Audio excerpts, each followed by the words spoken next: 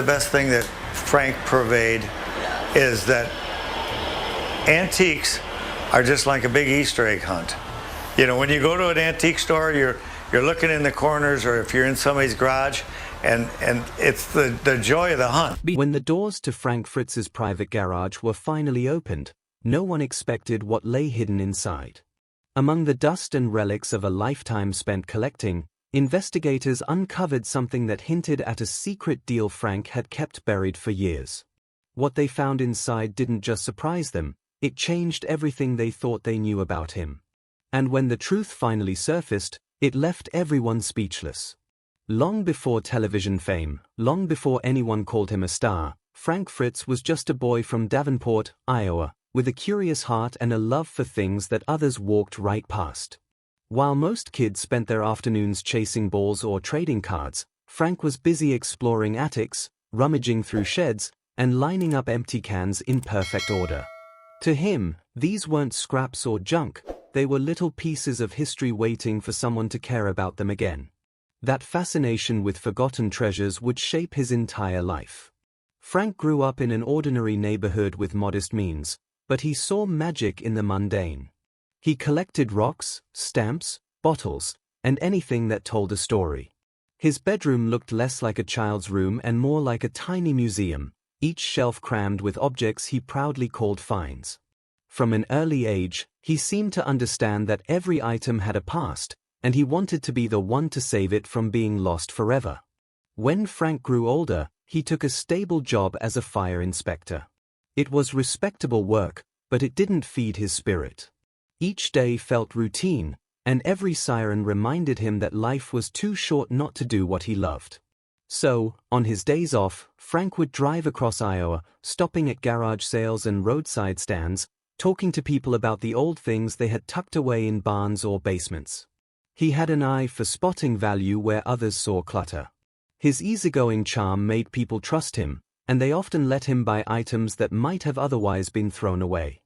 It was around this time that he met Mike Wolfe, another local with the same passion for antiques and adventure.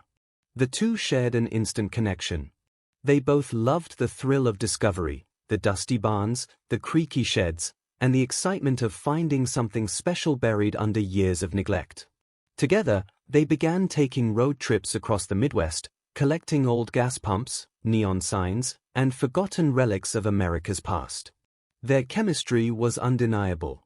Mike had the big vision, and Frank had the humor and heart. They weren't just business partners, they were kindred spirits on a mission to rescue the pieces of history that time had left behind. Their adventures caught the attention of the History Channel, and in 2010, American Pickers was born. The show wasn't about fancy antiques or million-dollar finds, it was about the people, the stories, and the treasures hidden in plain sight. But behind every man who rescues forgotten things, there's something he keeps hidden, even from himself. For Frank Fritz, that secret lay quietly, waiting in his own garage, beneath layers of dust and silence, holding a story that no one had ever told. When American Pickers first aired on the History Channel in 2010, no one expected it to become the global success it did. Viewers were instantly hooked by the idea of two friends driving through small towns, exploring barns and garages, and uncovering hidden pieces of America's past. Frank Fritz, with his warm smile and playful humor, became the heart of the show. He wasn't just picking antiques, he was picking memories. Whether it was a rusted gas pump, a faded sign, or an old toy car, Frank treated every find like it had a soul. Fans loved that about him. He wasn't the kind of man chasing fame or trying to act like a TV star. He wore the same flannel shirts, cracked the same jokes, and laughed with that big, unmistakable chuckle that made people feel like they knew him personally. While Mike Wolfe often went after bigger deals, Frank's interests were more sentimental. He liked small things with character, the kind of items that reminded people of their childhoods or of simpler times. That balance between the two men made the show special. It felt genuine, real, and deeply human. But behind the laughter and long road trips, things weren't always as cheerful as they seemed. As the show grew, so did the pressure. Frank began to struggle with back pain that made it hard to travel and climb through cluttered barns. Years of lifting heavy antiques and long hours on the road started to wear him down physically. He also had to manage Crohn's disease, a chronic illness he had been open about for years. Even when he smiled on camera, those close to him noticed how much pain he was often in. Over time, his absences became more frequent. Fans began to notice that Frank wasn't appearing in as many episodes as before. Online discussions grew louder, and soon rumors began to spread. Some said he was recovering from surgery, others whispered about disagreements between him and Mike. Both men stayed quiet for a while, letting speculation take over. When Mike finally addressed it publicly, he mentioned that Frank was focusing on his health. It was a polite explanation, but it didn't calm the fans. People wanted answers, and in the silence, gossip filled the gaps. Behind the scenes, it was clear their friendship had changed. Frank once said in an interview that he hadn't heard from Mike in a long time, not even after his surgery. That hurt him deeply. 4 years, they had shared miles of road and countless stories, but fame had built an invisible wall between them. It was a sad turn for two men who once seemed inseparable. And deep inside his quiet Iowa home, he was leaving behind a legacy that no one would truly understand until long after he was gone. You'd be surprised to learn about the final battles of Fritz's life. As the cameras stopped rolling and the years moved on, Frank Fritz's world slowly began to shrink. The man who had once spent his life traveling from town to town, laughing with strangers and uncovering hidden treasures, now faced a battle that no amount of determination could fix. Behind closed doors, his health began to deteriorate. For decades, Frank had struggled with Crohn's disease, a painful and exhausting condition that often kept him out of the public eye. He tried to stay positive, but the toll it took on his body was immense. After leaving American Pickers, Frank hoped to focus on recovery and spend time doing smaller projects closer to home. But soon, another challenge emerged. It was during this time that he began to isolate himself, rarely appearing in public or posting on social media. Fans grew worried, wondering what had happened to the cheerful man who once brightened their screens. Frank's physical struggles were only part of the story.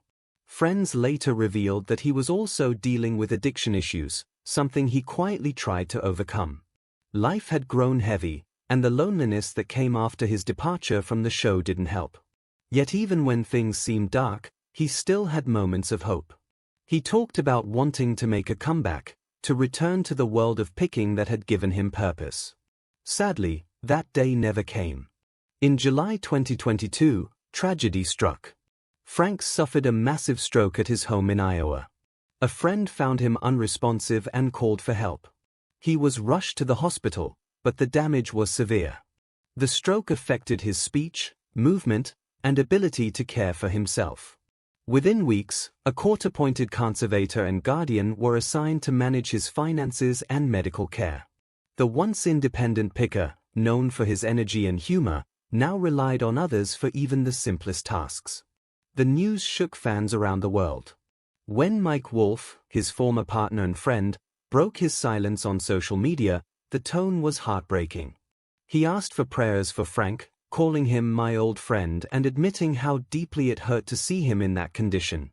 The post reminded people that despite their differences, the bond between the two men had never fully disappeared. For a long time after that, there were few updates. Rumors began to swirl. Some claimed Frank had passed away. Others said he was in a coma or living in a care facility. Social media was flooded with speculation, but no one seemed to have clear answers. It wasn't until 2025 that the heartbreaking confirmation came. Frank Fritz had died at the age of 60, the final result of complications from his stroke. But when the garage doors finally creaked open after his passing, what they found inside wasn't just metal and dust, it was something that carried the soul of the man himself. And what waited there would leave even the experts speechless. Frank Fritz's garage in Iowa was more than a storage space. It was a time capsule that reflected the heart of a man who saw beauty where others saw rust. Throughout his life, Frank had invited cameras into barns, sheds, and dusty workshops across America, but his own private space was never shown on American Pickers. For years, fans wondered what his personal collection looked like.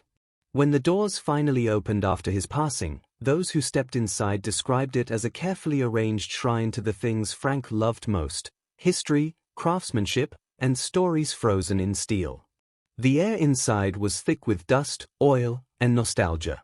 Rows of motorcycles lined the walls, some fully restored, others mid-project, their parts scattered neatly across workbenches.